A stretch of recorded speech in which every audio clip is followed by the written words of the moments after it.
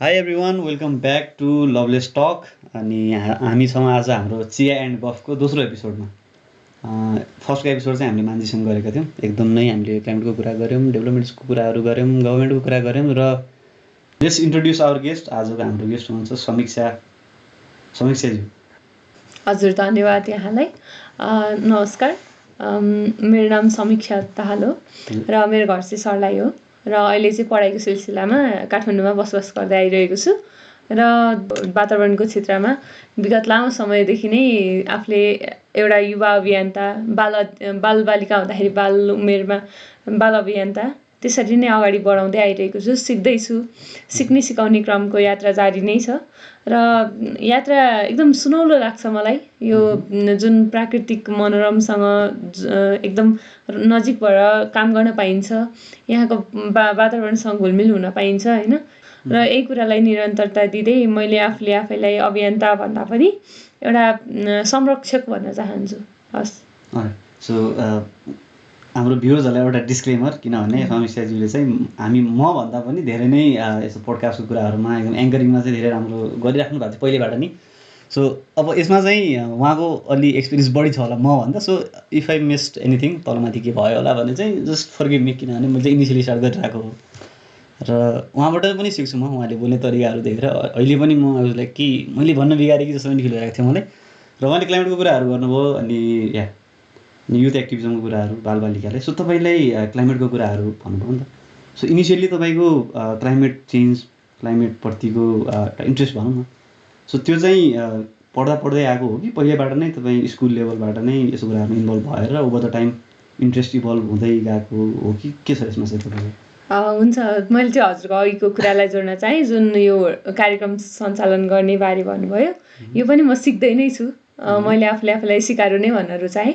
अनि त्यस्तै गरी यो जलवायुको कुरालाई जोड्दै गर्दाखेरि चाहिँ कस्तो छ भन्दाखेरि मलाई जहाँसम्म याद छ, बाल्यकालमा साथीहरूसँग 2-4 जना साथीहरू मिलेर ल चौतारा बढारौँ न, सफा गरौँ न, आफ्नो हिँड्ने बाटो सफा गरौँ, आफ्नो विद्यालय वरिपरि सफा गरौँ। त्यस्तै गरी हुँदै गरी आफूले एउटा इनिसिएट लिइसकेपछि आफ्नो विद्यालयले नै रुचाइएको कार्य र उक्त कार्यमा चाहिँ वातावरण सरसफाइ गर्नलाई चाहिँ हामीले नगरपालिकासँग समन्वय गरेर पनि हामीले सरसफाइ गर्ने अभियानलाई जोड्न थाल्यौँ। त्यस्तै गरी हामीलाई जुन विद्यालयले दिएको एउटा स्थानलाई मान्नुपर्छ, त्यो स्थानलाई चाहिँ कसरी लियौँ भन्दाखेरि एउटा अवसरको रूपमा पनि लियौँ। हामीलाई त्यति बेला थाहा थिएन हामीले के गरिरहेको छौँ भन्ने कुरा, तर समय अन्तरालमा जब हामी ठुलो हुँदै गयौँ, बुझ्दै गयौँ, हामीलाई सिकाइँदै गयो। जब एउटा विद्यार्थीले पढ्ने बेलामा उसले आफ्नो वातावरण सफा राख्नुपर्छ भन्ने कुरालाई बुझ्दै जान्छ, त्यसपछि उसले आफ्नो जीवनमा ल्याउँदै जाने कुरालाई चाहिँ अगाडि बढाउने क्रममा चाहिँ मेरो यात्रा सुरु भएको हो। र यो चाहिँ सेल्फ इनिसिएट भन्नुपर्छ, किनभने हामी उस्तै उमेरका उस्तै साथीहरूको विचार नै मिल्यो र मिलेपछि चाहिँ हाम्रो यात्रा सुरु भयो। यसरी चाहिँ जलवायुको क्षेत्रमा मैले चाहिँ पैरवी गर्छु भनेर सुरु गरेको त होइन, एउटा सफा राख्ने अभियानमा सुरु गरेका कुरा चाहिँ आजको दिनसम्म आइरहँदा एउटा पैरवीको रूप लिएको छ। सो यो चाहिँ सुनौलो अवसर हो मेरो लागि र हामी यो यात्रामा निरन्तर अगाडि बढिरहेका छौँ। एकदम। सो अलि तपाईँको पढाइको बारेमा नि कुरा गर्दा, त्यो अघि मैले छुट्याएको छु जस्तो लाग्छ। सो तपाईँ अहिले के पढिराख्नु भएको छ अनि 4th इयरमा चाहिँ हुनुहुन्छ जस्तो थाहा थियो मलाई, तर तपाईँको कोर्स चाहिँ एकदमै फेसिनेटिङ लागेको थियो कि मलाई। पढाइको बारेमा चाहिँ अलिकति भन्नुहोस् अनि त्यसपछि हामी कुराहरू अगाडि बढाउँदै गरौँ न। हुन्छ धीरेनजी, तपाईँले सोधिहाल्नुभयो। मेरो पढाइ चाहिँ अहिले बोटनी बिएससीमा बोटनी गर्दैछु। सुरुमा चाहिँ हाम्रो बिएससी भनेर कम्बिनेसन हुन्छ। उक्त कम्बिनेसनमा चाहिँ हामीले एउटा फाइनल इयरमा चुज गर्नुपर्ने हुन्छ र मेरो मेजर चाहिँ बोटनी लिएको र मैले पढ्ने विश्वविद्यालयमा विश्वविद्यालय अन्तर्गत पाटन मल्टिपल क्याम्पसमा चाहिँ अहिले हामी सबैजना आफ्नो रोजाइ अनुसारको विषय छान्ने क्रममा चाहिँ फाइनल इयरमा 2जना रहेका छौँ यो हाम्रो ब्याचमा चाहिँ। र त्यतिमा पनि हामीलाई हाम्रो गुरुआमाहरूले राम्रोसँग पढाउनुहुन्छ, गाइड गर्नुहुन्छ, हामी सँगै घुलमिल भएर पढ्दैछौँ, सिक्दैछौँ। र यो पढ्ने क्रममा चाहिँ मलाई आफूलाई रुचि लागेको विषय पढेको भएर मलाई एकदमै जसले चाहिँ मलाई मेरो बोटनी पढेपछि एक त त्यसै पनि प्रकृतिसँग नजिक भएर काम गर्ने पढ्ने अवसर मिल्छ र जति पढ्दै गयो, जति सिक्दै गयो, त्यति नै लगाव बढ्ने रहेछ। अनि त्यसपछि यो विषयलाई चाहिँ मैले आफ्नो अध्ययनको लागि जोड्दै अब अहिले ब्याचलरसम्म ल्याउन पाएकोमा र काम गर्न पाएकोमा चाहिँ म खुसी छु। पढाइ चाहिँ मेरो आधी पढाइ चाहिँ मधेसमा भयो भन्दाखेरि मध्य प्रदेशमा भयो, त्यस्तै गरी आधी पढाइलाई चाहिँ मैले काठमाडौँमा निरन्तरता दिन पाएँ। अब पढाइ मेरो रुचिको विषय यतै राम्रोसँग मैले प्रस्फुटन गर्न पाउने र अझै सिक्ने सिकाउने क्रमलाई यता अपर्च्युनिटीको हिसाबले काठमाडौँ एकदमै राम्रो मान्छु म। त्यसैले मलाई चाहिँ पढ्ने क्रममा यता पढ्दैछु रमाउँदैछु भन्छु। रमाइलो लागिरहेछ पढ्न तपाईँले बोर्ड नि भन्दाखेरिमा चाहिँ तपाईँको इन्ट्रेस्टको एरिया भएर पनि, किनभने फाइनल इयरमा 2 स्टुडेन्ट भन्दाखेरिमा चाहिँ अरू मान्छे भएको त आउँदैन होला कलेज पनि, किनकि दुईजना छौँ हामी क्लासमा के आउने भन्ने जस्तो हुन्छ कि अभियसली। सो त्यसमा चाहिँ एउटा कस्तो हुन्छ भन्दाखेरि पढ्दै जाँदाखेरि ल 2-4 दिन कलेज आउने, म त्यसो चाहिँ गर्दिनँ। तर र तपाईँले प्लान इन्टरनेसनलको पनि कुरा गर्नुभएको थियो अघि नै इन्फर्मल्ली, अनि सो त्यसमा चाहिँ तपाईँ कसरी आबद्ध हुनुहुन्छ, त्यसमा के गरिराख्नु भएको छ र कति समयदेखि आबद्ध हुनुहुन्छ, त्यसमा चाहिँ अलि प्रकाश पार्नु त्यसमा चाहिँ। हुन्छ, म त्यसमा आउँछु। जुन यो पढाइको विषयलाई लिनुभयो, सायद मलाई लाग्छ जुनसुकै विषय पढेका मान्छेहरूले पनि समाजमा रहेका विभिन्न पाटाहरूलाई चाहिँ सँगसँगै जोड्दै लानुपर्छ। जुन हामीले इन्क्लुजनको कुरा गरेका छौँ, त्यसपछि अघि भन्नुभयो जुन गभर्नेन्सका कुरा गरिरहेका छौँ, यी सबै विषम विषयहरू चाहिँ हामीले जहिले पनि सँगसँगै लिएर जानुपर्छ। एकअर्कालाई छोड्दै गयौँ भने त सायद समाज अधुरो नै रहन्छ र सोसियलाइजेसन भन्ने कुरा नै राम्रोसँग पुरा हुन पाउँदैन जस्तो लाग्छ मलाई चाहिँ। सोसियलाइज हुनु भन्ने कुरा त समय सापेक्ष अनुसार यसलाई त जोड्दै लानुपर्ने हो। जसरी अहिले हाम्रो यो जेनेरेसनमा चाहिँ एकदमै ग्याप हुन लागिरहेको छ, जुन चाहिँ पहिलेको हाम्रो हजुरबा हजुरआमा बाबा मम्मीको पुस्ताले चाहिँ जसरी समाजमा घुलमिल हुन पाउनुहुन्थ्यो, त्यस्तो अवस्था अहिले छैन। हामी डिजिटल्ली पनि अकुपाइड भइसकेको छौँ र केही यसको विशेषता त छन्, तर यसले चाहिँ हामीलाई धेरै नै नकारात्मक प्रभाव पारेको र हामीलाई कतातिर मोड्दैछ भन्ने कुरामा प्रश्नवाचक चिन्ह आउँछ। यो कुरालाई पनि ख्याल गर्नुपर्छ। र अर्को भनेको मैले चाहिँ जुन मेरो म प्रोफेसनली त नभनौँ, तर यसलाई एउटा युवा अभियानमा जोडिएको क्रममा चाहिँ मसँग एकदमै निकट भएर मैले काम गर्न पाएको संस्था चाहिँ प्लान इन्टरनेसनल नेपाल हो, जहाँ चाहिँ मैले गर्ल्स आउट लाउड मेम्बर भएर सुरु गरेको यात्रा अहिले चाहिँ 2026मा आइरहँदाखेरि चाहिँ मैले ग्लोबल यङ इन्फ्लुएन्सर भएर चाहिँ नेपालबाट सिलेक्ट भएको छु। रिसेन्टली यही मेमा नै सिलेक्ट भएको हो र मेरो टर्म चाहिँ 2027सम्म रहन्छ। र उक्त बेलामा चाहिँ मैले नेपालका मुद्दाहरूलाई विश्व मञ्चमा नै राख्न पाउँछु भन्ने अपेक्षा गर्दैछु। धेरै कुरा सिक्न पाउँछु र त्यो सिकेका कुरालाई पक्कै पनि नेपालका विभिन्न ठाउँहरू छन् जहाँ चाहिँ मैले मेरा साथीहरूलाई सिकाउन पाउँछु, साथीहरूको कुरा फेरि मैले त्यो फोरममा राख्न पाउँछु र यो यात्रा निरन्तर रहिरहनेछ। मैले चाहिँ जस प्लान इन्टरनेसनल नेपालमा जब जोइन भएँ त्यतिखेर म बालबालिका उमेरमै थिएँ र अहिले युवा उमेरमा आइरहँदा एउटा नेपाललाई प्रतिनिधि गर्दै नेपालबाट पार्टिसिपेट हुँदै कुनै एउटा ग्रुपमा छु भने त्यो मेरो लागि एकदमै प्रेरणादायी र एकदमै राम्रो अवसरको रूपमा मानेको छु मैले। यसमा चाहिँ अब तपाईँले अघि नै भन्नुभयो कि अपर्च्युनिटीको कुरा चाहिँ काठमाडौँ अलिक बढी नै छ क्या। सो तर कस्तो पनि छ भन्दाखेरिमा चाहिँ जस्तै क्लाइमेट चेन्जको कुरा गर्ने हो भने क्लाइमेटले चाहिँ काठमाडौँमा चाहिँ मोस्टली एयर पोल्युसन वाइज र वाटर पोल्युसन वाइजमा चाहिँ गरिरहेको छ। तर क्लाइमेट चेन्ज भनेको चाहिँ वाटर र एयर मात्रै होइन नि त जीव, होइन? त्यसमा चाहिँ अब अरू सुदूरपश्चिमको कुराहरूमा चाहिँ त्यहाँ ल्यान्डस्लाइडहरू भइरहेको छ, त्यहाँ पहिरो गइरहेको छ, त्यहाँ पानीको स्कासिटीहरू छ। So what do think about कि अपर्च्युनिटीहरू एउटा सेन्ट्रलाइज ठाउँमा हुँदाखेरि चाहिँ अरू ठाउँको मान्छेहरू कसरी लिटरेट हुने, अवेर हुने, किनभने हामीले बुट क्याम्पमा पनि त्यही सिकिरहेको छौँ कि तर क्लाइमेट चेन्जलाई चाहिँ कसरी एडप्ट गर्न सकिन्छ, मिटिगेसनको कुराहरू, क्लाइमेट चेन्ज हामीले क्लाइमेट साइन्सको 101 चाहिँ गऱ्यौँ। सो त्यसमा पनि जानेछौँ हामी, किनभने तपाईँसँग अझै क्लाइमेट साइन्सको 101 लिनु मलाई पनि रहर छ। How do you see this एउटा सेन्ट्रलाइज सिस्टमलाई चाहिँ? हुन्छ, म यसमा जोड्न चाहेँ। मलाई के लाग्छ भन्दाखेरि मेरो पर्सनल विचार पनि हो भन्छु र जुनमा चाहिँ कस्तो छ भन्दाखेरि हामीले समग्र दृष्टिकोणले हेर्नुपर्छ, जहाँ चाहिँ एउटा काठमाडौँलाई केन्द्रित गरिएको छ र हामी कहाँबाट आयौँ भन्ने कुरा पनि एउटा भ्यालु राख्दछ, जहाँ चाहिँ हामीले ग्रासरुट लेभलमा एउटा एक्सपिरियन्स गरिरहेका हुन्छौँ र अर्को भनेको चाहिँ ग्रासरुट एडभोकेसीले ग्लोबल फोरमसम्म कसरी यात्रा तय गर्छ भन्ने कुरा चाहिँ पक्कै पनि अवसरले जुटाउँदछ। अवसरै भएन भने कुनै पनि एउटा ठाउँमा तपाईँहरूले जतिसुकै कन्ट्रिब्युट गर्नुहोस् तपाईँहरूलाई त्यो एउटा देखिँदैन। जुन चाहिँ अपर्च्युनिटी पायो भने तपाईँले अझै अपलिफ्ट गर्न पाउनुहुन्छ, जुन रूपमा एडभोकेसी गरिरहनु भएको छ त्यो अरू समक्ष पुग्छ र यी कुराहरूलाई चाहिँ हामीले कन्टिन्यू राख्नलाई त एउटा सिक्ने ठाउँ त चाहिन्छ हामीलाई। पक्कै पनि सिक्ने ठाउँ एउटा प्रोस्पेक्टबाट हेर्ने भने चाहिँ हामीले काठमाडौँ सेन्ट्रिक भएको देखिन्छ, तर काठमाडौँ सेन्ट्रिक मात्र हुनुपर्छ जस्तो लाग्दैन अहिले। तर पछिल्लो समयमा हेर्नुपर्दा स्थानीय सरकारले अनि त्यसपछि प्रदेश सरकारले र सङ्घीय सरकार तिनै तहमा पनि कम्तीमा नि युवामा लगानी गरिनुपर्छ, बालबालिकामा लगानी गरिनुपर्छ भन्ने कुरा जस्ता कुराहरूले गर्दाखेरि चाहिँ कम्तीमा नि बजेट छुट्याइएका छन्। यी कुराले गर्दाखेरि चाहिँ कार्यक्रम हुन्छन्। कार्यक्रम भएपछि कुनै पनि ठाउँको एउटा युवा जनशक्तिले आफूलाई इम्पावर गर्न सक्छ र त्यसको नतिजाले चाहिँ पछिल्ला दिनमा राम्रो कुरा ल्याउन सक्छ। र म जुन हजुरले अघि जोड्नुभयो काठमाडौँ सेन्ट्रिक हुनुपर्छ या पर्दैन भन्ने कुरामा चाहिँ अभियसली काठमाडौँ सेन्ट्रिक भए तापनि काठमाडौँमा सबैतिरका युवाहरू आएर बस्नुभएको अवस्थामा अझै गाउँ गाउँमा ठाउँ ठाउँमा यो कुराहरू चाहिँ अवसरहरू पुग्नुपर्छ भन्ने कुरामा चाहिँ म पनि एडभोकेसी गर्छु। किनभने काठमाडौँ सेन्ट्रिक मात्र भइरहँदाखेरि काठमाडौँमा केही प्रतिशत युवाहरू प्रतिनिधि गर्नुहुन्छ जहाँ पार्टिसिपेसन मात्र होला। तर यदि मिनिङफुल पार्टिसिपेसनको तरिकाले हेर्छौँ भने हामीले गाउँ गाउँ पुग्नुपर्छ।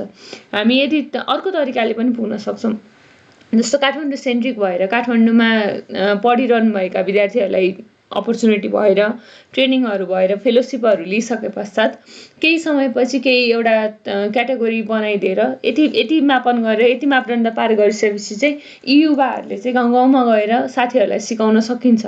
पियर एजुकेसनले एकदमै ठुलो प्रभाव पार्छ। यो कुराहरूलाई चाहिँ विशेष जोड्दै अगाडि लानुपर्छ। यति गर्न सकिएको खण्डमा चाहिँ हामीले काठमाडौँ सेन्ट्रिकमा सिकेका कुरा चाहिँ हाम्रो घर घरसम्म पुग्छन्, गाउँ गाउँसम्म पुग्छन्। हाम्रा हरेक स्थानीय तहमा हामीले एउटा राम्रो युवा मैत्री स्थानीय शासन सृजना गर्न सक्छौँ, वातावरण मैत्री स्थानीय शासन सृजना गर्न सक्छौँ भन्ने कुरामा चाहिँ म पूर्ण विश्वस्त छु। हस्, त्यही त एकदमै रुचिको विषय निकाल्नु। यसमा चाहिँ मिनिङफुल पार्टिसिपेसन कुरा गर्नुभयो तपाईँले। हामी हिजोको एपिसोडमा पनि कुरा गरिरहेको थियौँ कि कति मान्छेहरू जस्ट टोकनाइजेसन भन्छ नि। हजुर। सो भन्नलाई चाहिँ युथ छ तर उसले न के भ्याल्यु प्रोभाइड गरिरहेको छ, न त आफ्नो ठाउँको कुनै पर्सपेक्टिभहरू निकालिरहेको छ। अब भन्नाले चाहिँ त्यो मान्छे त्यो ठाउँको होला तर त्यो स्टेजमा गएर उसले आफ्नो ग्राउन्ड लेभलको रियालिटीहरू भनौँ न, त्यहाँ मान्छे कस्तो गइरहनु भएको छ भन्दाखेरि जो मान्छेलाई त्यहाँको आइडिया नै छैन तर जस्ट एउटा पेपरको हिसाबमा रिसर्चको हिसाबमा। किनभने मलाई के लाग्छ भन्दाखेरि ग्राउन्डमा नजाँदासम्म रिसर्च चाहिँ जस्ट एउटा पिस अफ पेपर हो जस्तो लाग्छ कि मलाई चाहिँ। सो त्यो नम्बर्सको हिसाबले भ्याल्युको हिसाबले चाहिँ what do you feel about that कि रिप्रेजेन्टेसनको कुरामा चाहिँ वेयर आर वी ल्याकिङ? हुन्छ, एकदमै राम्रो कुरा जोड्नुभयो तपाईँले, जुन मलाई एकदमै मन पर्यो। अनि त्यसपछि जुन हाम्रो प्र्याक्टिसमा पनि भइरहेको जस्तो देखिन्छ होइन। हामी पुरै त भन्न सक्दैनौँ तर केही हदसम्ममा यो मिल्दै पनि गइरहेको छ। अहिलेको परिस्थितिमा यो चेन्जेबल छ। जे कुरा पनि हामीले कहिले पनि सोच्नुहुन्न कि त्यो कुरा सधैँ अडिग रहन्छ। हाम्रा विभिन्न पुरातन शैलीहरू परिवर्तन हुँदै आएका छन्। त्यस्तै गरी अर्को भन्नुपर्दाखेरि चाहिँ जुन एउटा काठमाडौँमा आएर कुनै युवाले, तर एउटा कुरा चाहिँ कहाँनिर बुझ्नुपर्छ भन्दाखेरि हामीले जस्तो म कुनै पनि ठाउँको प्रतिनिधि गर्दै कुनै पनि फोरममा छु भने म पक्कै पनि त्यहाँनिर मैले त्यो ठाउँको लागि केही न केही बोलेको हुन्छु। एउटा राष्ट्रभक्ति देशभक्ति भन्ने कुरा, प्याट्रियोटिजमको कुरा आउँछ, प्याट्रियोटिक भन्ने कुरा आउँछ। त्यो आउँदै गर्दाखेरि विदेशी भूमिभन्दा आफ्नै देशलाई पक्कै पनि माया गरिन्छ। त्यसै गरी आफ्नो ठाउँलाई जसले पनि माया गर्नुपर्छ। यदि अहिलेको कालखण्डमा समयमा यदि हामीले त्यस्ता कुराहरू गरिएको छैन भने त्यसलाई सुधारिनुपर्छ। हाम्रो देशको भौगोलिक अवस्था हामीलाई नै थाहा हुन्छ, हाम्रो देशको राजनीतिक अवस्था हामीलाई थाहा हुन्छ। त्यस्तै गर्दाखेरि कुनै पनि ठाउँको कुनै पनि अवस्था कस्तो छ भन्ने बारे एउटा युवालाई पक्कै थाहा हुनुपर्छ। यदि त्यो उक्त युवालाई त्यो ठाउँको बारेमा थाहा छैन भने अहिले हाम्रो जति पनि रिसर्चेसहरू अभाइलेबल छन् त्यो पल्टाउनु पर्यो, पढ्नु पर्यो। अनुसन्धान नगरी केही हुँदैन, एभिडेन्स बेस भएर बोल्नु पर्यो। एभिडेन्स जति पनि अभाइलेबल छन् खोज्नलाई पछि पढ्नु भएन। पोलिसीका कुरा हुन्छन्, रिफर्मेसनका कुरा हुन्छन्, त्यसमा सहभागी हुनु पर्यो। अब भनौँ न कुनै पनि एउटा रिसर्चको बजेटकै कुरा आउँछ, पैसाकै कुरा आउँछ भने यदि ट्राभल गर्न सकिँदैन भने अनलाइन सहभागी हुनु पर्यो होइन। आफ्नो साथीलाई सुनाउनु पर्यो, यो कुरा मेरो राखिदेऊ भन्नु पर्यो होइन। अहिले त जमाना जस परिवर्तन हुँदै आएको छ, परिवर्तनशील हुनु पर्यो हामी पनि। जस्तो कहिलेकाहीँ समय परिस्थितिले अब कुनै ठाउँमा आफू त्यहाँ पुग्न नसकिएला तर त्यहाँ जो पुगेको छ उसले चाहिँ आफ्नो कुरा राखिदिनु पर्यो। जुन त्यो टोकनिस्टिकको लागि भन्ने एउटा कुरा छ त्यो चाहिँ जो अब त्यसमा यदि सेलेक्सन भएर पुगिसक्नु भएको छ भने उहाँले चाहिँ मोडिफाई गरेर अब त्यहाँ कुरा राख्नै पर्यो। जस्तो जसले अवसर पाउनु भएको छ अवसर पाउनेले कुरा राख्नु पर्यो। जस्तो त्यसलाई चाहिँ अब कसैले चाहिँ साँच्चीकै प्रतिनिधि गरेर देखाउनु पऱ्यो, एउटा भित्री भाव हुनु पऱ्यो। जहिले पनि एउटा कुनै कार्य गरिँदैछ भने त्यसलाई समर्पित हुनु पऱ्यो भन्न चाहन्छु। अनि अर्को भनेको डिजिटल एडभोकेसी गर्दै गर्दा च्यालेन्ज छ कि छैन भन्नुभएको छ। मेरो चाहिँ डिजिटल एडभोकेसीमा म सक्रिय छु भन्न चाहन्छु र यसमा चाहिँ मैले अहिलेसम्म च्यालेन्ज भनेर भेटेको छैन। सायद त्यो लेभलमा अहिलेसम्म पोजिटिभ रेस्पोन्स नै आएको छ। एउटा युवालाई सायद यति हुनु भनेको उसले गरेको एडभोकेसी अवेरनेसको कार्यक्रममा उसलाई एकदमै खुसीको कुरा हो। मैले चाहिँ के छ भन्दाखेरि मैले जुन यो ट्रेनिङ वर्कसपहरू आफू लिने र म चाहिँ स्कुल कलेजहरूमा गएर सेसनहरू दिने, कम्युनिटीमा सेसनहरू दिने, अनि गभर्मेन्ट लेभलमा अब स्टेक होल्डर्सहरूलाई पनि सेसनहरू दिने, त्यो गर्न मेरो अवसर मिलेको पनि छ र म गर्दै आइरहेको छु। र यो गर्ने क्रममा सौभाग्य भनौँ अहिलेसम्म त्यस्तो फल्स नेरेसन सुन्नु परेको छैन। यो मेरो लागि चाहिँ खुसीको कुरा हो। र अनि यही कुरालाई म सायद सिक्दैछु। अहिले त हामीले जति गर्छौँ हामीले सकेसम्म पियर लर्निङ गर्ने हो, एडभोकेसी गर्ने हो, सिकाउने हो, सिक्ने हो होइन। हामी त यो ठुलो यात्रामा छौँ, जहाँसम्म पुगिन्छ राम्रोसँग अगाडि बढ्नुपर्छ भन्न चाहेँ। अनि अझै हजुरलाई थप्न यसमा चाहिँ ठ्याक्क तपाईँले स्टेक होल्डरको कुरा गर्नुभयो। सो गभर्मेन्टल स्टेक होल्डर बडिजहरू भनौँ न, जुनले चाहिँ एक्चुअल पोलिसीहरू बनाउने हो। किनभने एज अ युथ हामीले चाहिँ जस्ट एडभोकेसी गर्ने हो, त्यो कुरालाई त्यो कुरा छ है, त्यो कुरा दबिएको छैन, त्यो कुरालाई पनि अलि भिजिबल एउटा स्पेस दिने हो भनौँ न। किनकि नदेखिएको कुरालाई चाहिँ अलिक सरकारसँग पुग्ने काम चाहिँ हाम्रो हो भन्छु म। इस्युहरू त पहिले पनि थियो नि त, क्लाइमेट चेन्जको कुराहरू त पहिले पनि थियो, जेन्डर भाइलेन्सको कुरा पनि थियो, ह्युमन राइट्सको इस्युहरू त पहिले पनि थियो। सो ओभर द टाइम धेरै कुरा सल्भ भएको छ, नभएको चाहिँ होइन। सो योभन्दा अगाडिको तपाईँको एक्सपिरियन्समा स्टेक होल्डरसँगको उसमा चाहिँ तपाईँले भन्नुभएको, तपाईँले दिनुभएको सुझावहरू अनि इन्साइट्सहरू भनौँ न।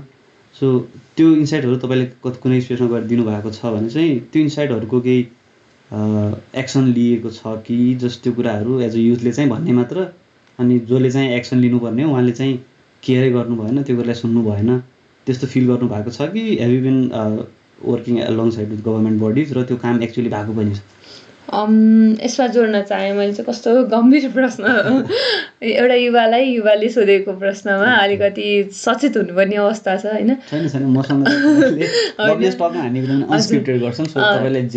होइन त्यसमा ठिकै छ, किनभने जहिले पनि हामी समग्र युवाकै हितमा कुरा गर्नुपर्छ।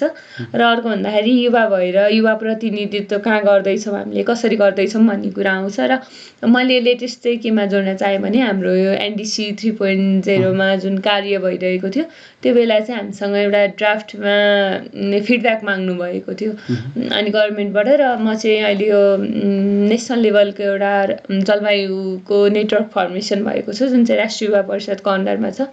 अनि उक्त नेटवर्कबाट चाहिँ हाम्रो नेटवर्कमा कार्यक्रम गरेर हामीले चाहिँ त्यहाँबाट फिडब्याकहरू बुझाएको थियौँ र उक्त फिडब्याक चाहिँ हाम्रो सुनवाई भएको थियो, जुन चाहिँ हाम्रो लागि खुसीको कुरा हो। हामी हाम्रो कुराहरू राखेको कुरा सुनिन्छ, जुन चाहिँ परिवर्तनको लागि हामीले जुन एडभोकेसी गर्दैछौँ त्यो कुराहरू सुनिएको छ भन्न चाहन्छु। त्यसो मैले अघि नै भने कि हामीले चाहिँ कुराहरू एक्सपोज गराउने हो, जुनले चाहिँ एक्सन लिन सक्नुहुन्छ उहाँले चाहिँ, अनि त्यसपछि चाहिँ डिसिसन लिने नलिने कुरा चाहिँ उहाँको रह्यो। तर एज एन युथ हाम्रो पार्ट चाहिँ हामीले छोड्नु हुँदैन, किनभने एडभोकेसी नै छोड्यो, एक्टिभिजम नै छोड्यो भने चाहिँ त्यो इस्युजहरू चाहिँ, किनभने गभर्मेन्टसँग नै सबै कुराहरू ग्राउन्ड लेभलमै गएर हेर्ने मौका नै हुँदैन। यति भन्दै हामी let's shift back to climate. अनि क्लाइमेटको कुराहरू, किनभने हामी बुट क्याम्पमा छौँ, मलाई पनि कति कुरा आउँदैन। So let's hear from an expert भनौँ न, किनकि उहाँ 4th इयरमा हुनुहुन्छ अनि क्लाइमेटको कुरा त उहाँको डे टु डे सब्जेक्टमै पर्छ जस्तो लाग्यो मलाई चाहिँ। सो मलाई पर्सनली चाहिँ तपाईँले क्लाइमेट भन्दा नि इन्भाइरोमेन्ट 101 दिनुभएको। सो फर्मेसनदेखि लिएर करेन्ट स्टेजसम्म क्लाइमेटको कुराहरूमा कार्बन इमिसनको कुराहरूदेखि लिएर इन्भाइरोमेन्टमा धेरै कुरा पर्दो रहेछ क्या। सो बुट क्याम्प पनि हिजो अस्ति थाहा भयो कि वाउ। सो तपाईँले मलाई अझै इन्भाइरोमेन्ट 101 दिनु पऱ्यो, त्यसपछि हामी क्लाइमेट 101 नपस्छौँ, त्यसपछि हामी क्लाइमेट जस्टिसमा गएर कम्युनिटी लेभलमा चाहिँ पुग्छौँ। हुन्छ, म एक्सपर्ट त होइन, तर एउटा जुन सिक्ने क्रममा छु, सिक्दै जाँदाखेरि चाहिँ जति मैले सिकेँ त्यही बिचमा चाहिँ जलवायु भन्ने विषयलाई लिएर, अब जलवायु भन्ने बित्तिकै सुरुमा climate action sustainable development goals number 13 भन्ने बुझ्नुपर्छ। हामीसँग 17वटा दिगो विकासका लक्ष्य छन् र त्यसै बिचमा टेकेर हामीले बोल्नु पर्दाखेरि चाहिँ एसडिजीको गोल्समा 13 नम्बरमा रहेर क्लाइमेट एक्सन क्लाइमेट एक्सनभित्र क्लाइमेटका कुरा आउँछन् र क्लाइमेटको कुरा गर्दै गर्दाखेरि क्लाइमेट भनेको के हो भनेर सिम्पली बुझ्नु पर्दाखेरि चाहिँ हाम्रो कम्तीमा नि 30 वर्षको समय अवधिमा भएको परिवर्तनलाई चाहिँ त्यसलाई चाहिँ हामीले क्लाइमेटमा बुझ्न सकिन्छ। अनि अर्को भनेको चाहिँ जुन हाम्रो यो परिवर्तन हुन्छ नि बिहान र बेलुकाको मौसम परिवर्तन भएको भन्ने बुझ्नुपर्छ। जुन सिफ्ट अलिकति लङ टर्म चेन्जलाई चाहिँ जलवायु भनेर बुझ्छौँ भने हामीले चाहिँ यो बिहान र बेलुका चेन्ज हुनेलाई चाहिँ वेदर भनेर बुझ्नुपर्छ। अनि त्यो बुझ्दै गर्दाखेरि चाहिँ अब यो चाहिँ एकैछिनमा हुने कुरा होइनन्। जलवायु परिवर्तन भन्ने कुरा चाहिँ अलिकति केही समय लाग्छ। त्यो समय लागेको कुरालाई चाहिँ कसरी थाहा पाउने भन्दाखेरि चाहिँ हामीले त थाहा पाउँदैनौँ, तर हामीले हाम्रो पुर्खाहरूसँग हाम्रो हजुरबा हजुरआमासँग बसेर संवाद गर्न आवश्यक हुन्छ र त्यो संवादमा चाहिँ हामीले डायलगहरू क्रिएट गर्ने। हजुरहरूको पालामा के हुन्थ्यो त, हाम्रो पालामा यस्तो छ भनेर सोद्धाखेरि पनि उहाँहरूले आफ्नो अनुभवहरू सुनाउनुहुन्छ, त्यो अनुसारले पनि हुन्छ। र अर्को भनेको हामीसँग यो टेम्परेचरको जुन यो टेम्परेचर वेदरसँग रिलेटेड अनि यी कुराहरूलाई चाहिँ मापन गरिरहने यन्त्रहरू पनि त छन् नि त, तिनै यन्त्रबाट पनि म्यापिङ भइरहेको हुन्छ नि। कुराहरूलाई बुझ्नुपर्छ। र एउटा ग्राउन्ड तरिकाले भन्नुपर्दाखेरि चाहिँ हामीसँग रहेको वरिपरि वातावरण जे हामीले जुन दैनिक रूपमा अब फेर्ने सास फेर्नलाई पनि त वातावरणमै रहेर गर्छौँ भने हामीले खाने खाना वातावरणबाटै आउँछ। अनि त्यसपछि हामीले जे कुरा पनि हामीसँग वातावरणमा रिलेटेड छ, घाँसबास कपास एभ्रिथिङ जुन चाहिँ हाम्रो बेसिक ह्युमन राइट्सभित्र पर्ने कुराहरू पनि हाम्रो वातावरणबाटै लिन सकिन्छ। यस्ता कुराहरू चाहिँ हामीले लिइरहेको मात्र छौँ। हामीले प्रकृतिलाई के दिएको छौँ भन्ने कुरा पनि त प्रश्नवाचक चिन्ह आउँछ होइन। यी कुराहरूलाई चाहिँ हामीले जोड्नुपर्छ। एउटा वातावरणले हामीलाई त्यति धेरै कुराहरू दिइरहँदाखेरि चाहिँ हामीले चाहिँ अब दिइरहेको कुरालाई चाहिँ कसरी संरक्षण गर्ने होइन, यो कुरामा पनि जोड्नुपर्छ। र यो अहिलेको पछिल्लो समयमा आएर हेर्दै गर्दाखेरि चाहिँ जलवायु परिवर्तन भएको छ भन्ने कुरा चाहिँ हामीले थाहा पाइसकेपछि अब यसलाई चाहिँ न्यूनीकरण गर्ने पक्षमा पनि त जानु पर्यो। अनि त्यसपछि वातावरण भन्ने कुरा चाहिँ अब हामीले एक्लैले गरेर हुँदैन, कसरी प्रभाव पारेको छ भन्ने कुरामा नि फरक पर्छ।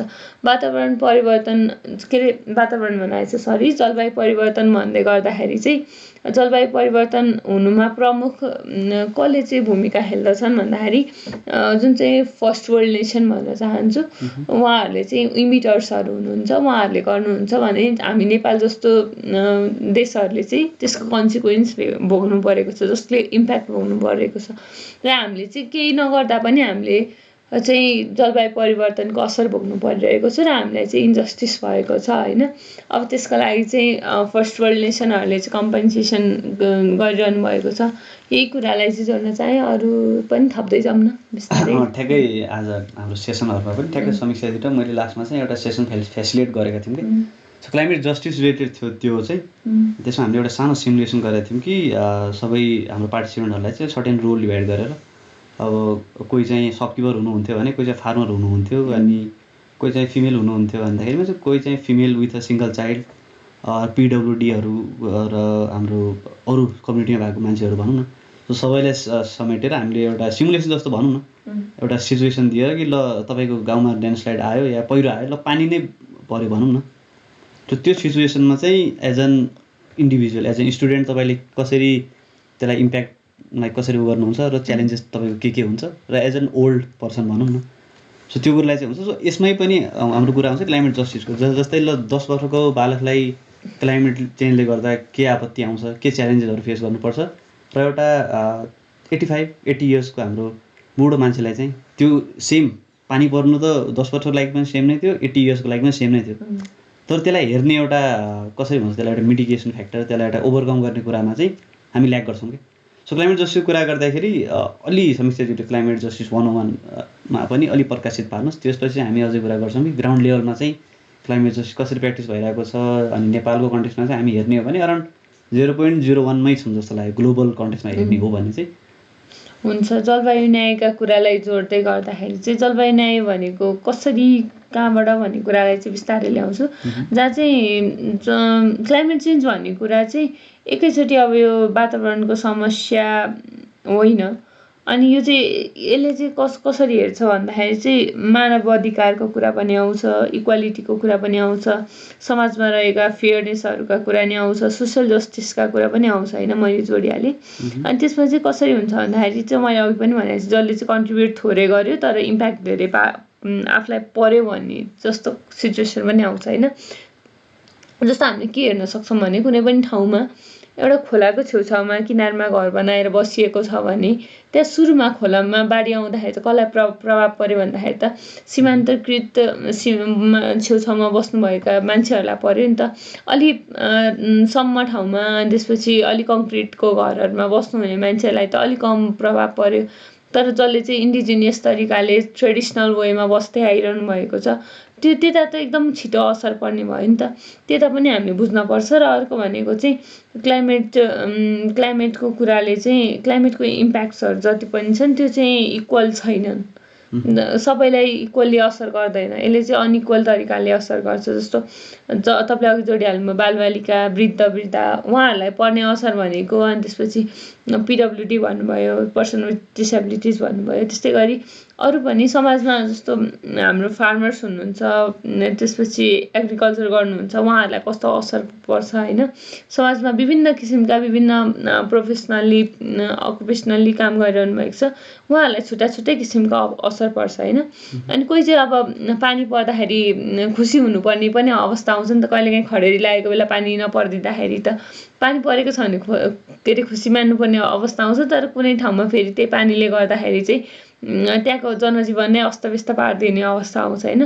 त्यस्तो बेला चाहिँ हामीले काहीँ खुसी काहीँ दुःख हुन्छ होइन। अनि त्यो कहिलेकाहीँ चाहिँ अब पानी कहिलेकाहीँ लामो समयसम्म पर्दिँदैन र कहिलेकाहीँ पानी परेको गर्छ। जे गर्दा पनि त्यो चाहिँ अनइक्वल तरिकामा जुन पहिल्यैदेखि भइरहेको एउटा सिस्टमेटिक वेमा भइरहने जुन यो जलवायुका कुराहरू छन् यी चाहिँ नभइदिँदाखेरि हामीलाई असर गर्छन् होइन पक्कै पनि। अनि अर्को भनेको चाहिँ मैले जुन यो इक्विटेबल राइट बेस्ड कुराहरू गर्दैछु, मानव अधिकार पक्कै पनि सबै मानिसलाई राम्रोसँग बाँच्न पाउनु, स्वस्थ तरिकाले बाँच्न पाउनु, केही कुराले नि अभाव नहुनु, ती कुराहरू त एउटा बेसिक ह्युमन राइट्स भयो होइन।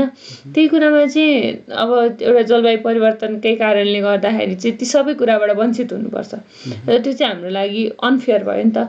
त्यही नै हो। जस्तो हामीले इक्विटेबल सोसाइटीको लागि ड्रिम गरिरहँदाखेरि चाहिँ सस्टेनेबल फ्युचरको लागि ड्रिम गरिरहँदा चाहिँ यी कुराहरू चाहिँ हामीलाई जहिले पनि बाधक बन्छन् र यसलाई हामीले कसरी हामीले त प्रेसर गर्ने हो गभर्मेन्टलाई, जहिले पनि गभर्मेन्टलाई प्रेसर गर्नुपर्छ। गभर्मेन्टले नै जहिले पनि इनिसिएसन नलिकन चाहिँ जहिले पनि कोल्याबोरेटिभ वेमा जाँदा, कलेक्टिभ वेमा जाँदा नै हामी सक्सेस हुन्छौँ भन्ने कुरा बुझ्नुपर्छ। र अर्को भनेको चाहिँ कस्तो हामीले एउटा कुरा बुझ्नुपर्छ कि कसले इमिसन गरिरहेको छ र त्यो इमिसन गर्ने को हो र प्रभाव पर्ने कसलाई परिरहेको छ भन्ने कुरा जहिले पनि बुझ्नुपर्छ। र यो जुन हाम्रो जति पनि यो इन्डस्ट्रियल इरामा आइसकेपछि अझै क्लाइमेट चेन्जको प्रभाव परिरहेको छ होइन। अनि इन्डस्ट्रिजहरूले फोसियल फ्युल्सबाट अनि कन्ज्युम्सनबाट मास कम्युनिकेसन डिमान्ड अनुसारको सप्लाई, त्यो अनुसारको कन्ज्युम्सन अनि ट्रान्सपोर्टेसन सिस्टम यिनीहरूले कतिको इमिसन गरिरहेका छन् भन्ने कुरामा चाहिँ बुझ्नुपर्छ। हिस्टोरिकली इन्डस्ट्रियलाइज र वेल्दिज कन्ट्रिजहरूले चाहिँ कसरी चाहिँ मेजोरिटी अफ ग्रिन हाउस ग्यासेसहरू इमिसन गरिरहेको छन् भन्ने कुरा पनि हामीले बुझ्नुपर्छ है त।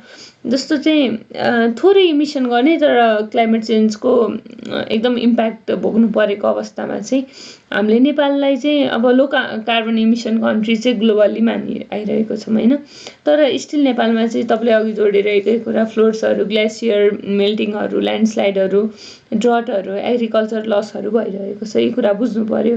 र जुन क्लाइमेट जस्टिसका की प्रिन्सिपलहरू त अघि पनि हामीले जोडिहाल्यौँ, त्यसमा चाहिँ केले गर्दा भएको हो, अनि त्यसपछि को सफर गरिरहेको छ र त्यसको लागि चाहिँ अब कसरी म्यानेज गर्ने, अनि त्यसपछि कसको चाहिँ एकदम रेस्पोन्सिबिलिटी हुन्छ भन्ने कुरा चाहिँ हामी सबैले प्रश्न गरिरहनुपर्छ। हामीले जसलाई भेट्छौँ, हामीले गभर्मेन्ट लेभलको मान्छेलाई भेट्छौँ या कुनै इन्टरनेसनल फोरममा जाँदाखेरि कोही इन्टरनेसनल रिप्रेजेन्टेटिभलाई भेट्छौँ भने हामीले भनिरहनु पर्यो उहाँहरूले गरेका कुराहरू भोलिको दिनमा उहाँहरू पुग्ने ठाउँसम्म पुग्छ नि त।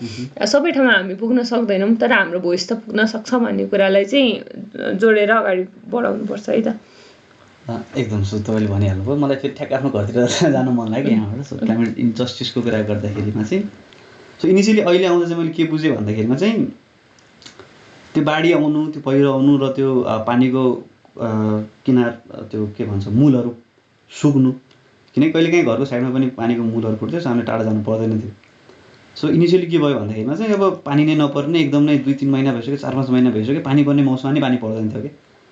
हामीले के देख्छौँ भन्दाखेरि घरैसी काम गर्नेहरू मोस्टली फिमेल्सहरू हुनुहुन्छ कि। सो यो कन्टेक्स्टमा चाहिँ what I personally feel is क्लाइमेटको कुरामा चाहिँ I think females are the most affected one कि। सुदूरपश्चिममा चाहिँ मेरो कन्टेक्स्टमा मैले त्यो देखेको छु। सो तपाईँले वासको कुरा, एग्रिकल्चरको कुरा र क्लाइमेटले एफेक्टेड गरेको चाहिँ तपाईँलाई को लाग्छ तपाईँको आफ्नो प्रदेशमा चाहिँ? सबैतिर नै उस्तै नै हो। हाम्रो नेपालको भौगोलिक हिसाबले हेर्नु पर्दाखेरि सबै ठाउँमा, सबै क्षेत्रमा, सबै ठाउँमा, सबै लेभलका सबै भनौँ न जहाँ पनि जता पनि हामी उस्तै नै समस्या भोगिरहेका छौँ। काहीँ अलि सुख होला, काहीँ अलि दुःख होला, त्यो छुट्टै कुरा हो। र जहाँ पनि अब युवा भयो, महिला भयो, बालबालिका भयो, हाम्रो इन्डिजिनियस पिपुलहरू हुनुहुन्छ, त्यसपछि पर्सनल विथ डिसेबिलिटिज हुनुहुन्छ, रुरल कम्युनिटिजका मान्छेहरू हुनुहुन्छ होइन, जो पनि सबैजनाले चाहिँ भोग्नुहुन्छ। कसले कति भोग्छ भन्ने कुरा हो। कसैले धेरै भोग्नु परेको छ यसको प्रभाव, कसैले थोरै होइन। अनि त्यसमा पनि अब जसले भोगिरहनु भएको छ होइन, जहिले पनि अब कसलाई असर पर्छ भन्दाखेरि चाहिँ जो अलिकति हुन्छ नि त्यो मध्येको जस 10जना मध्येको एकजना को चाहिँ अलिक प्रिभिलेज छैन, प्रिभिलेज भएकोहरू त उहाँहरू त अब आनन्दले बसिहाल्नुहुन्छ होइन, सेक्युरिटीसहित बस्नुहुन्छ। नभएकोहरूले चाहिँ अलिकति दुःख भोग्नुपर्छ, स्ट्रगल गर्नुपर्छ। अनि त्यो बल्ल त्यो सर्फेस मेन्टेन हुन्छ होइन। अनि त्यस्तै क्रममा चाहिँ अब कसरी चाहिँ अब हामीले चाहिँ अर्को पार्ट पनि सोच्नुपर्छ। सधैँ प्रब्लम भनिरहँदाखेरि चाहिँ सल्युसनको पार्टमा नि हेर्नुपर्छ। तर त्यही जसले चाहिँ प्रब्लम फेस गरिरहनु भएको छ उहाँहरूलाई नै डिसिजन मेकिङ स्पेससम्म पुर्याउने हो कि, क्लाइमेट पोलिसिजहरू बनाउँदा इन्क्लुड गराउने हो कि, डिजास्टर प्लानिङहरू गर्दाखेरि उहाँहरूलाई इन्भल्भ गराउने हो कि, रिसोर्स एलोकेसन गर्ने हो कि। जहिले पनि एउटा हाम्रो गभर्मेन्टले चाहिँ, गभर्मेन्ट भनौँ या जुनसुकै बडिजले अलिकति डिजास्टर प्रिपेयरनेस प्रि हुनुपर्छ जस्तो लाग्छ। जहिले पनि हामी पोस्ट भइरहेको पछिल्लो समयमा चाहिँ केही सुधार आउँदैछ, तर पहिलाको हेर्ने हो भने चाहिँ पोस्ट डिजास्टरका कुराहरू भइरहँदा प्रि चाहिँ भएका थिएनन्। र प्रि भइदिएको भए सायद जति पनि लसेसहरू हुन्छ, इकोनोमिक लसहरू अलिक कम हुन्थे जस्तो लाग्छ। र यी कुराहरूमा चाहिँ जहिले पनि जुन एउटा भोइस चाहिँ, रियल भोइस चाहिँ सबैको इनपुट हुनुपर्छ। र त्यो भएको खण्डमा चाहिँ हामीले जति पनि जहाँको पनि समस्या, सायद मलाई उस्तै लाग्छ नेपालको 7वटा प्रदेशको समस्याहरू सबैतिर उस्तै नै छ। अब एकै ठाउँमा पनि काहीँ सुगम होला, काहीँ दुर्गम होला, तर त्यो भन्दैमा अलिकति जति हुनुपर्ने हो त्यति नभएको अवस्थामा चाहिँ त्यो पक्कै पनि अलिकति सोच्न बाध्य बनाउने कुरा छ। र हामी आशा गरौँ यो कुरा छिटै नै सल्भ हुन्छ।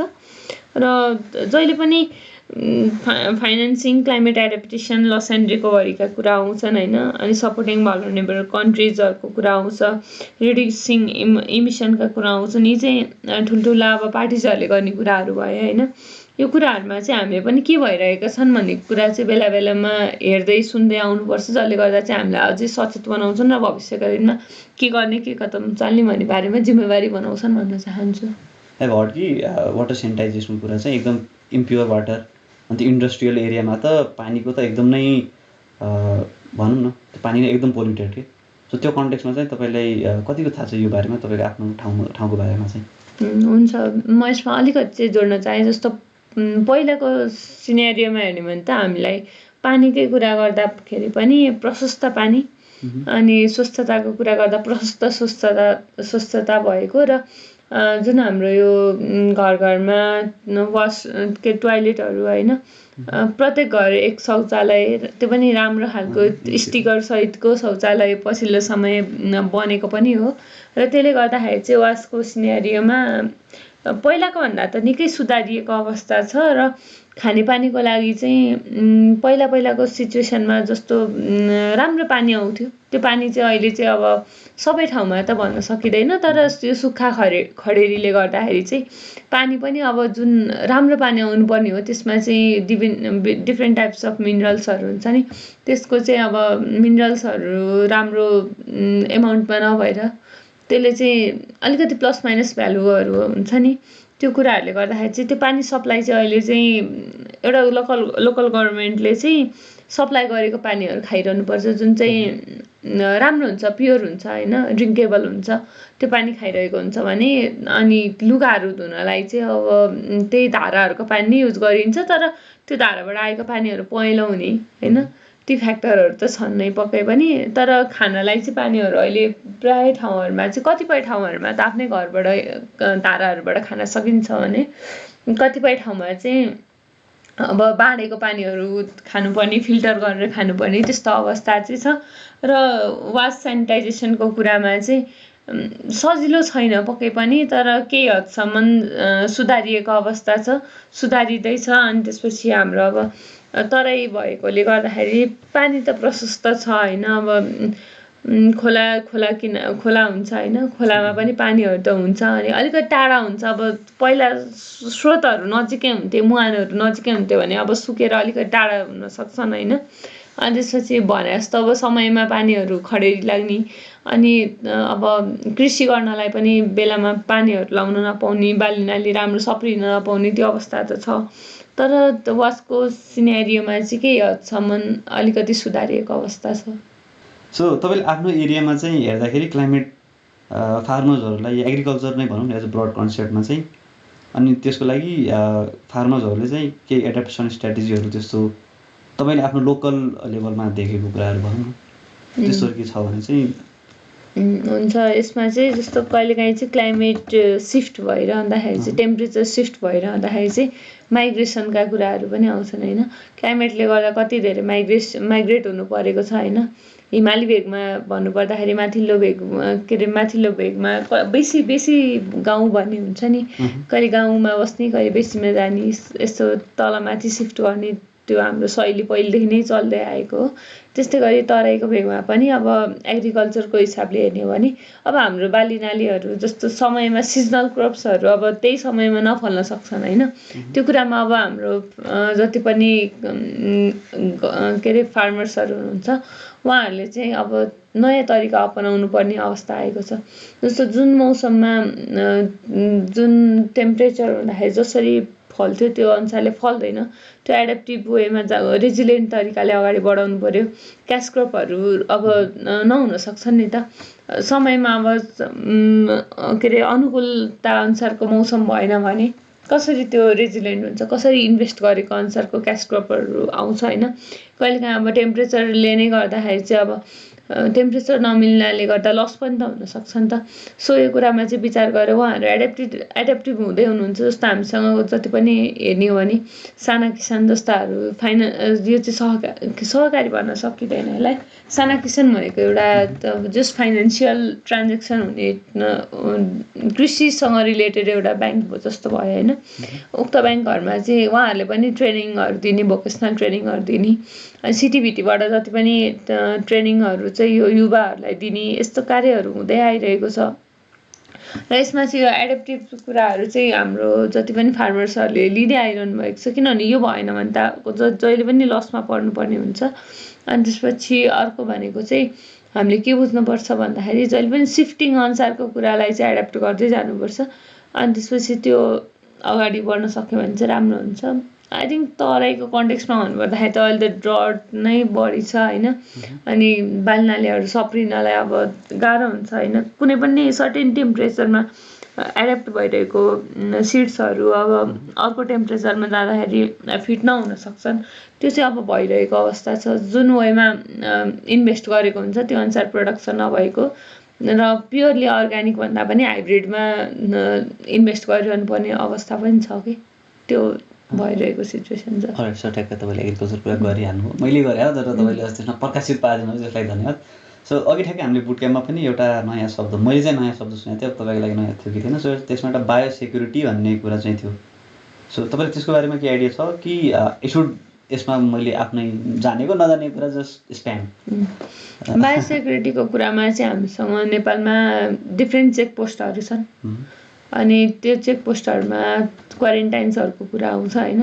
कुनै पनि सिट बाहिरबाट इन्ट्री गराउनु पर्दा चाहिँ क्वारेन्टाइन पास गर्नुपर्ने त्यस्तो अवस्थाहरू हुन्छ कि जस्तो नयाँ सिटहरू कुनै पनि ठाउँमा इन्ड्युस गर्दै गर्दाखेरि चाहिँ त्यो यदि सर्टेन क्राइटेरिया मिट गरेन भने चाहिँ त्यो चाहिँ सक्सेस हुँदैन। हामीसँग जनकपुरमा नै त्यस्ता चेकपोस्टहरू छन् होइन, काकडभिट्टामा पनि छ जस्तो लाग्छ मलाई चाहिँ।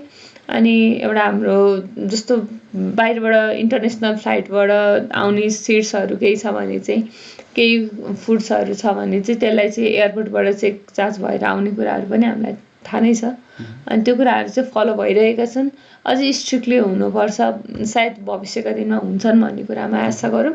र यस्ता यस्ता चेकपोस्ट र क्वारेन्टाइनहरू चाहिँ एकदमै अझै हुनुपर्छ, यसमा लगानी बढाउनुपर्छ राज्य सरकारले पनि भन्न चाहन्छु। र यसमा चाहिँ कस्तो अवस्था छ भन्दाखेरि क्वारेन्टाइन पास गरेर आइसकेपछि चाहिँ सर्टेन क्राइटेरिया पछि चाहिँ हामीसँग नेपालमा भित्रिने पेस्टहरूको चान्सहरू चाहिँ एकदमै न्यून हुन्छ।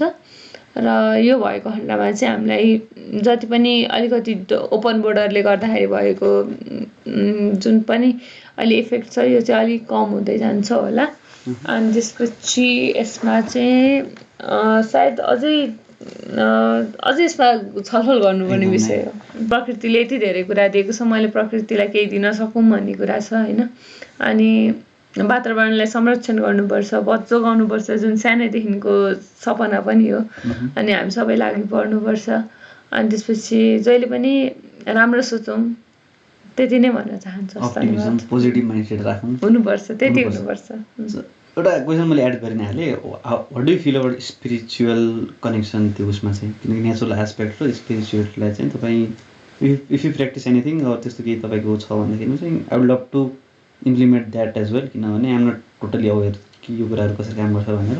सो यसमा चाहिँ एउटा इन्साइट भन्नु, त्यो चाहिँ वी विल क्लोज अप, किनभने तपाईँलाई फेरि भन्न चाहे यसमा चाहिँ हुन्छ। स्पिरिचुअल वेमा चाहिँ अब स्पिरिचुअल भन्दैमा सधैँ मन्दिरै गइरहनुपर्छ भन्ने छैन। जहाँ बसेको छ त्यहीँबाट आफूलाई ग्रेटफुल हुने, प्रे गर्ने, नेचरप्रति एउटा भाव देखाउने होइन, थ्याङ्क यू भन्ने होइन। केही गर्न नसके थ्याङ्क यू नेचर भन्न सकिन्छ होइन। अनि हरेक कुरा त नेचरसँग कनेक्टेड छ, त्यसले गर्दाखेरि चाहिँ जहिले पनि ग्रेटफुल हुने अनि आभारी हुन त सक्यो नि। जहिले पनि अब राम्रो वेमा अगाडि बढ्नुपर्छ। स्पिरिचुअल त्यसरी पनि हुन सकिन्छ होला। स्पिरिचुअलको नाममा जति पनि अब हार्म गर्नु भएन, त्यो कुराले ब्याड प्र्याक्टिस हुनु भएन। गुड प्र्याक्टिस त सधैँ क्यारी गर्न मिल्यो, जसले चाहिँ तपाईँलाई एकदमै आनन्द दिन्छ, त्यो कुरालाई क्यारी अन गर्नुपर्छ। मान्छे स्पिरिचुअल हुनुपर्छ, तर आफ्नो आफ्नो तरिका हुन्छ। Always be grateful with everything you have, अनि जहिले पनि रेस्पेक्ट गर्नुपर्छ सबै कुरालाई भन्दै मैले चाहिँ यति नै भन्न चाहेँ। Be spiritual in your own kind. एकदम मैले पनि ग्रेटफुलनेसको कुरा चाहिँ एक्सप्लेन गरिरहेको हुन्छु। सो सिक्दै गइरहेको छु भनौँ न स्पिरिचुअलिटीको कुराहरूलाई चाहिँ। How do I keep myself more connected towards nature, अनि नेचर सँगसँगै आई थिङ्क नेचर र तपाईँको मेन्टल हेल्थ पनि कनेक्टेड छ जस्तो लाग्छ मलाई चाहिँ तपाईँबाट सिकेको कुराहरू। So kind of two way sharing भनौँ न, टु वे त भन्दैन, तपाईँले मलाई सिकाउनु भयो, मैले त त्यस्तो धेरै जानेको पनि थिएन म चाहिँ अहिलेलाई चाहिँ। So yeah thank you for your time, अनि हामी थ्याङ्क यू तपाईँले आफ्नो टाइम दिनुभएकोमा। And any last words? So closing चाहिँ आज तपाईँले गरिदिनु पऱ्यो यहाँबाट चाहिँ पोडकास्टको लागि हाम्रो। हुन्छ, हामीले संवाद गऱ्यौँ भन्न चाहे समग्रमा, र जति पनि हामीले युवा मैत्री कुरा गऱ्यौँ, जलवायुका कुरा गऱ्यौँ, यी सबै कुराहरू चाहिँ हाम्रो लागि एकदमै संवादका कुरा कन्टिन्यू गरिराख्नुपर्छ। आगामी दिनमा अझै कन्टिन्यू गर्न पाइरहोस्। र जसले पनि हामीलाई सुनेर साथ दिइरहनु भएको छ, यहाँहरू सम्पूर्णलाई धन्यवाद भन्दै आज चाहिँ आज म कार्यक्रममा जोडिएकै भएकाले मैले कार्यक्रमलाई बन्द गर्दै यहाँहरूसँग पनि पछिल्ला दिनमा केही यहाँहरूलाई सुन्न मन छ, सोध्न मन छ भने कमेन्ट मार्फत पनि हामीसँग राख्न सक्नुहुन्छ, र हामी फेरि पनि जोडिनेछौँ भन्ने बाचासहित आजको यस कार्यक्रमबाट म समीक्षा र मेरो साथमा हुनुहुन्छ धीरनजी। उहाँ चाहिँ हामी दुवैजना बिदा हुन चाहन्छौँ। हस्त, धन्यवाद।